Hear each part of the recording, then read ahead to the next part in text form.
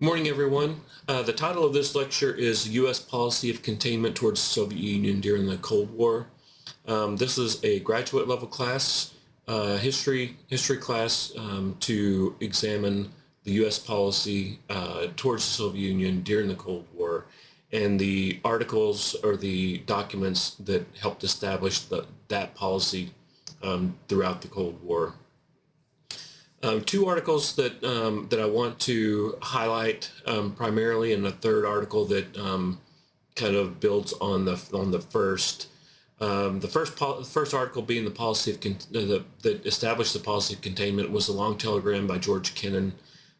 He was the deputy head of mission in Moscow in 1946. Request came in to analyze some of the Soviet conduct, and what came from that was the long telegram, and we'll get into more of that here in just a little bit. About a year later, Kennan published an article in Foreign Affairs Journal that kind of built on the his remarks in the long telegram and his opinion on the sources of Soviet conduct. That was the name of the article, was the sources of Soviet conduct. More commonly known now as the X article, because when he wrote that article, he used pseudonym X. But it builds on the thoughts that he kind of portrayed in the long telegram. The second main document that we want to examine is National Security Council Paper 68, or NSC 68 as it's known. NSC 68 was written primarily by Paul Nitze. Paul Nitze was at the time, the head of the policy planning staff. He was hired by George Kennan when George Kennan was the head of the policy planning staff, kind of a part or a section of the State Department that's responsible for policy, and that's the name, policy planning staff. So those are the three main documents we'll be discussing moving forward throughout this lecture. But we'll start with the long telegram by George Kennan. So George Kennan was a diplomat. He was a Foreign Service officer with the State Department. He was, at the time of the writing of the long telegram, relatively unknown, a low-ranking staff member of the State Department. While he was deputy head of mission at the Moscow mission, he wasn't an ambassador, wasn't really on track to be an ambassador, but he was the person that took the call for that request from the Treasury Department, requesting why the Soviet Union was acting the way they were in regards to the International Monetary Fund and the World Bank. Kennan then had his assistant take the diction and submit the long telegram that basically outlined what the Soviets' position was. In this article, Kennan differentiates the Soviet people and the Soviet government. He doesn't feel like the Soviet government and Stalinism was reflective of the Soviet people, and that the approach for the United States towards the Soviet Union should focus more on giving the Soviet people an example of capitalism and a functioning government that could create change from within, and that Kennan's his view was that any lasting change within the Soviet Union would have to come from kind of a movement of the people, which eventually it did later on towards the end of the Cold War. But in this article, he talks about the need of the Soviet government to maintain their influence on the people of the Soviet Union. He also illustrates the fact that this was a relatively new government. Stalin was only the second leader after Lenin in this new type of government for the Soviet Union, or for Russia in particular. as the 1940s progressed, um, Kennan, about a year later, he released the X article where he kind of reiterated some of his views on in the long telegram in the X article, or the sources of Soviet conduct, which is the formal title for that for that article.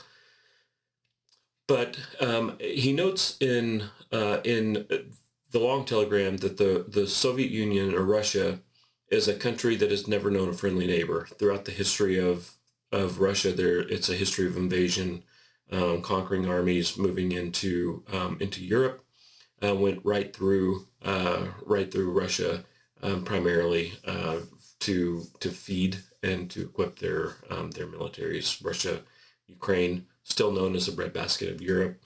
But in the X article, a year after the long telegram, Kennan ends that article with this paragraph, a little bit of a quote, but it's important to capture Kennan's views on the U.S. policy and the U.S. position in the world as it relates to the Soviet Union. He said the issue of Soviet-American relations is in essence a test of the overall worth of the United States as a nation among nations. To avoid destruction, the United States need only measure up to its own best traditions and prove itself worthy of preservation as a great nation.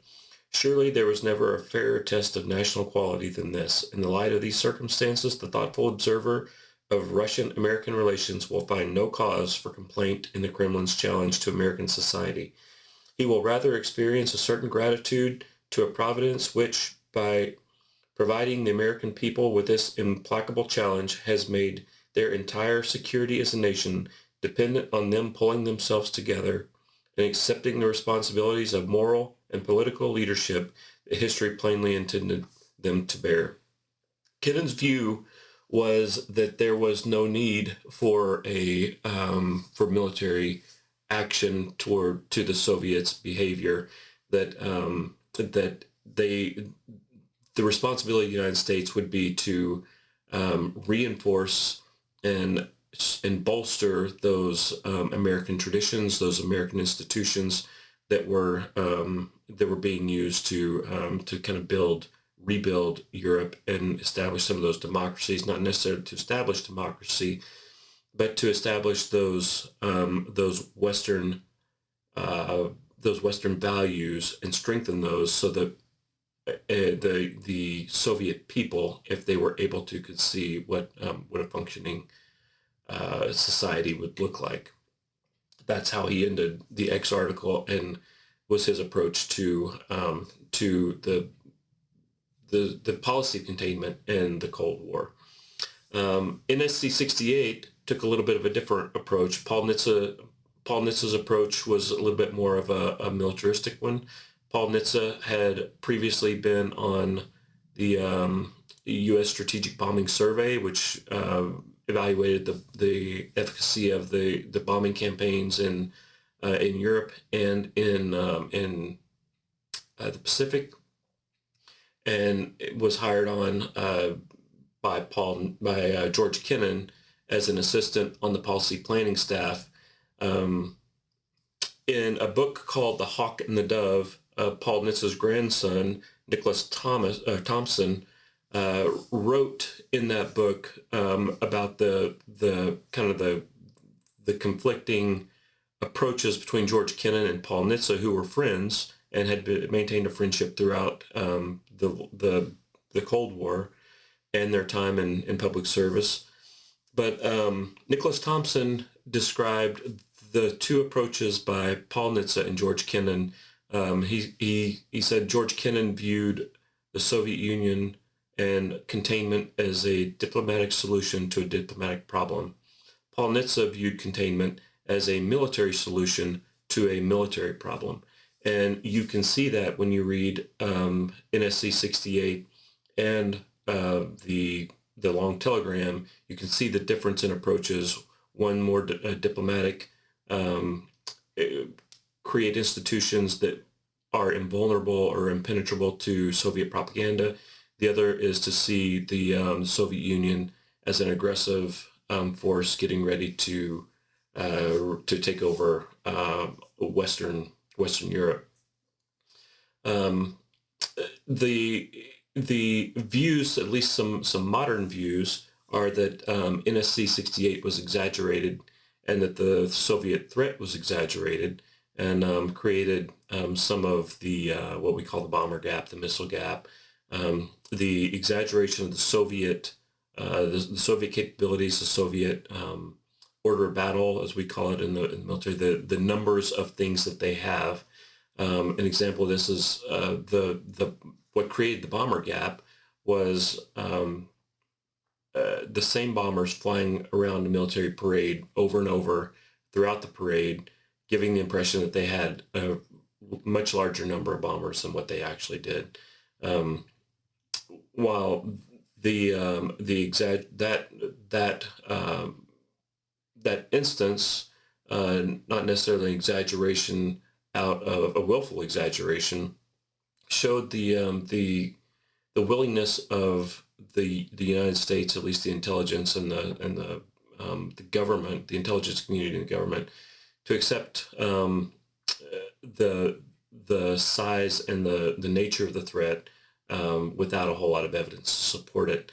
In Dean Acheson's book, Present at Creation, it's Dean Acheson's autobiography, and it talks about his years in the State Department. He addresses NSC 68, which at the time of the writing was still a classified document, but he highlights the fact that NSC 68 was exaggerated, and that the idea of NSC 68 was to so bludgeon, I think this is a direct quote, so bludgeon the mind of top government officials that that the president could pass and could pass and act on any action that needed to be done. NSC 68 was published in 1950. That was around the time of the whole Red Scare, McCarthyism. The Korean War was about to start, so there was a bit of an appetite for rearmament and building up the U.S.'s stores and keeping forces in Europe. And NSC 68 certainly fed into that.